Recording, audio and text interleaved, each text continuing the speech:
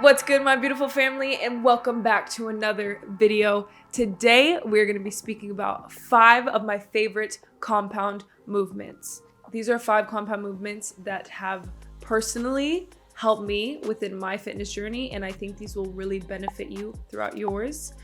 This is all on preference. Everybody has different favorites, but I truly believe that you should be having these 5 compound movements in your workout routines, and I am just going to be showing you how to do these exercises and some tips that I think will really benefit you. And before we get into this video, I just want to say thank you guys for all the love and support that you've shown me. And yeah, I know it's been a up and down journey with YouTube, but I really appreciate you guys. And yeah, so let's get into this video. If you don't know what compound movements are, they are exercises that work multiple muscle groups at the same time. The first exercise we're getting into is a barbell back squat. And to be honest, this is my favorite exercise of all time. But before we get into the video, please make sure you are working on your mobility and warming up properly before your lifts. This is going to help with range of motion, form, and honestly just improving your performance and helping you prevent any injuries.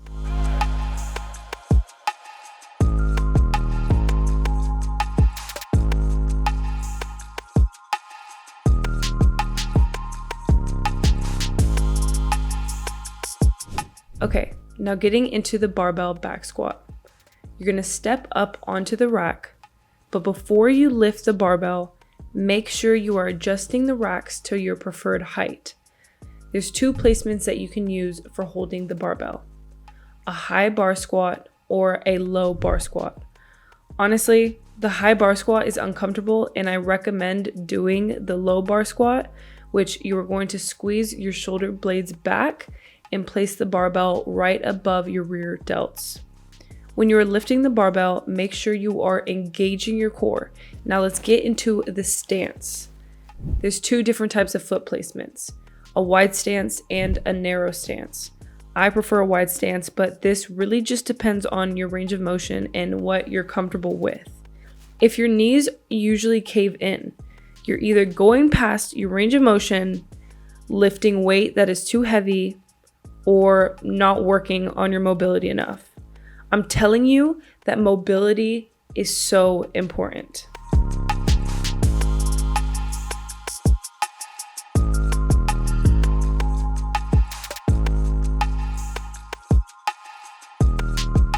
When you're squatting down, you want to make sure that you're keeping a neutral spine, and if you feel like your butt is caving, which is called a butt wink, then again, you are going too far past your range of motion.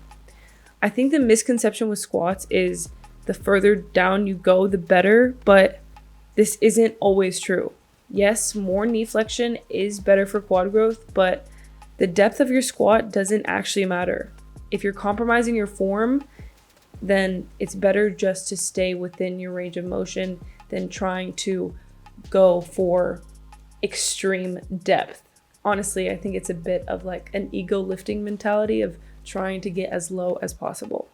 And just another tip, if you deal with knee or lower back pain during a barbell back squat, you can also place a box behind you for extra help. And there are other squat variations that you can do with dumbbells.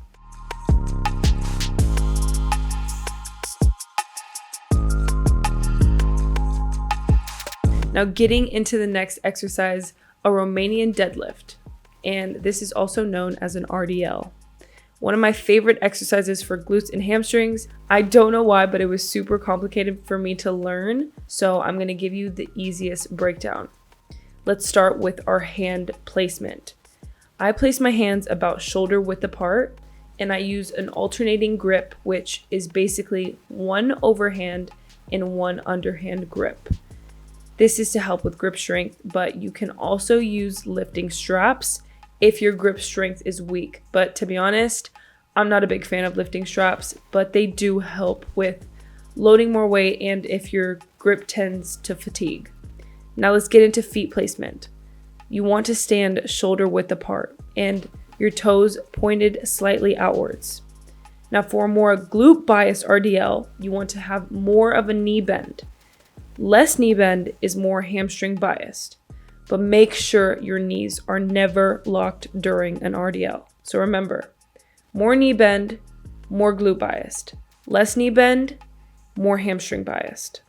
Before you bring the barbell down, make sure your shoulders are retracted back and you are keeping a neutral spine when you are coming down.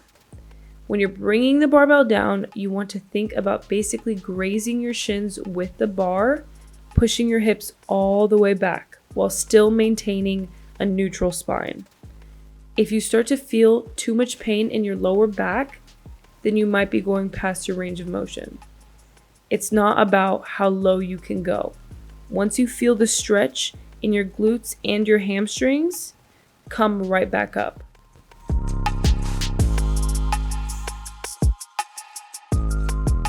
You can use a resistance band to help practice with form or even just as a warm-up. But I also like using dumbbells, which is a good variation to start off with. And one thing I want to say is to always prioritize form over weight.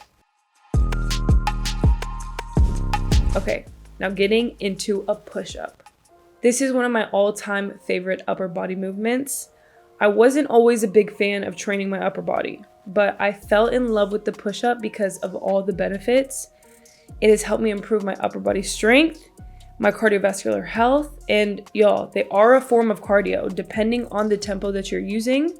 And I wouldn't say that the push-up is the best exercise for hypertrophy, which hypertrophy is muscle growth, but it's a super important compound movement that I highly recommend you add to your routines. In my app, Lift with Leana, I add the push-up quite a lot in there because it's a staple movement for improving your upper body strength.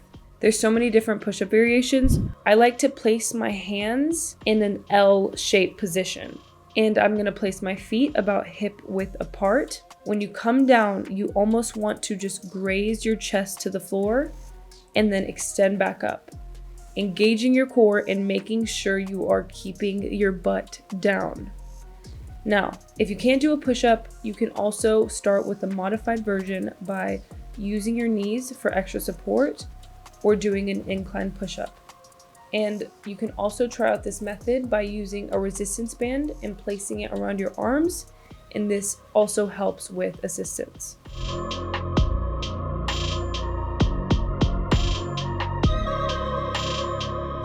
Speaking of resistance bands, we're now getting into a resistant band pull-up.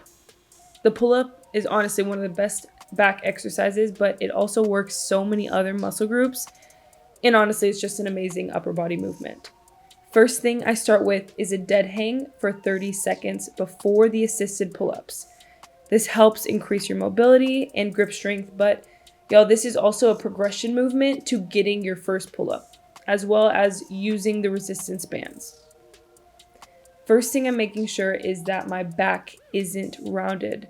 So here I'm going to retract my shoulders, making sure that I'm also engaging my lats. This is the position I'm going to use when I am performing the pull-up. Now, when using a resistance band, make sure you are being careful, and by placing one foot and placing it into the resistance band, and with the other foot, you're going to cross it over your leg.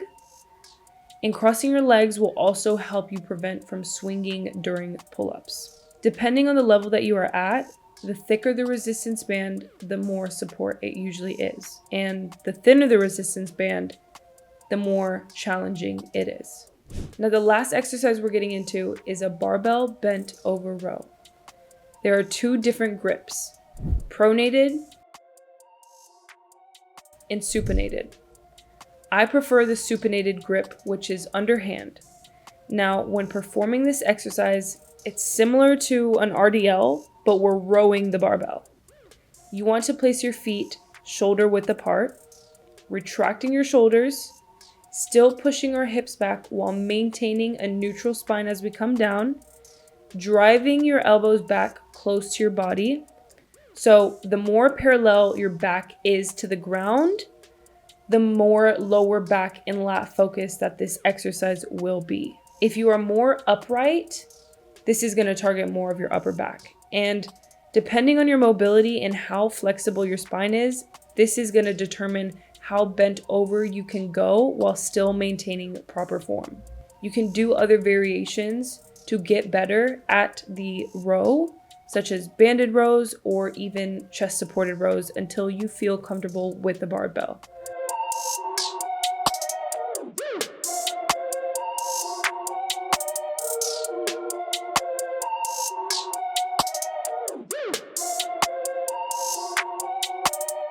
Those are my 5 favorite compound movements. I hope that you gained some knowledge from this video that you can apply to your fitness journey. And yeah, the hood is on now. But I hope you guys enjoyed this video, and thank you for watching. And I also just want to say thank you guys for all your love and support, and I will see you in the next video. Mwah.